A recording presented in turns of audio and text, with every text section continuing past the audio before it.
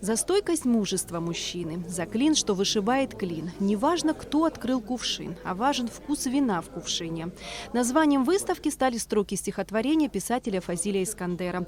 В них отражена суть экспозиции – рассказать о древней культуре виноделия абхазов. В 2004 году Фазиль Абдулович лично посещал винзавод, и в его честь названо одно из вин. Владислав Григорьевич, когда у него был юбилей, собрал несколько человек, в том числе был и я.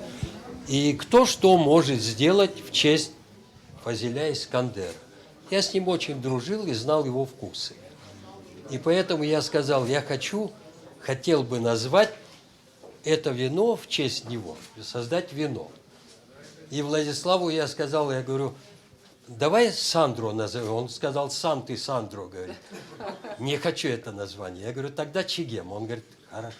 Виноградарство в Абхазии во все эпохи занимало достойное место. Об исторических корнях виноделия свидетельствуют археологические находки, амфоры и другие сосуды раннеантичной эпохи, которые использовались для хранения и перевозки вина.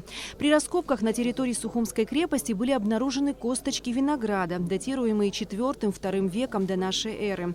Этот сорт дошел и до наших дней и известен как Акачич. В этом году мы как-то посвятили этот год актуализации темы нематериального наследия, потому что это является частью нашего культурного наследия, частью нашей идентичности.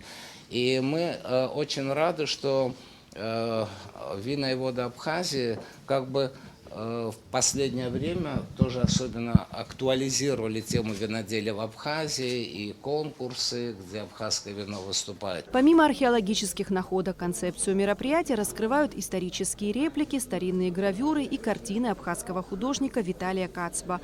Большую часть из представленных работ автор создал специально для экспозиции. А в центре выставки своего рода символическая карта нематериального наследия Абхазии – триптих художника Ливарсы Бутба, выполненный по заказу винзавода более 15 лет назад.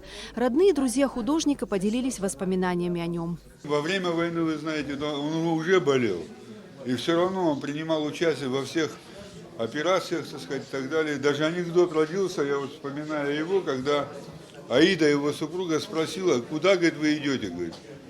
Он говорит, домой он пришел, оружия тогда не было, и Аиду спрашивает, где мой кинжал, говорит, там нож какой-то у него был хороший. Она говорит, а зачем тебе, на Сухум идем, говорит. Сухум-чухум не знаю, газ принеси, потом куда хочешь иди, говорит. Ну, как анекдот это тоже было.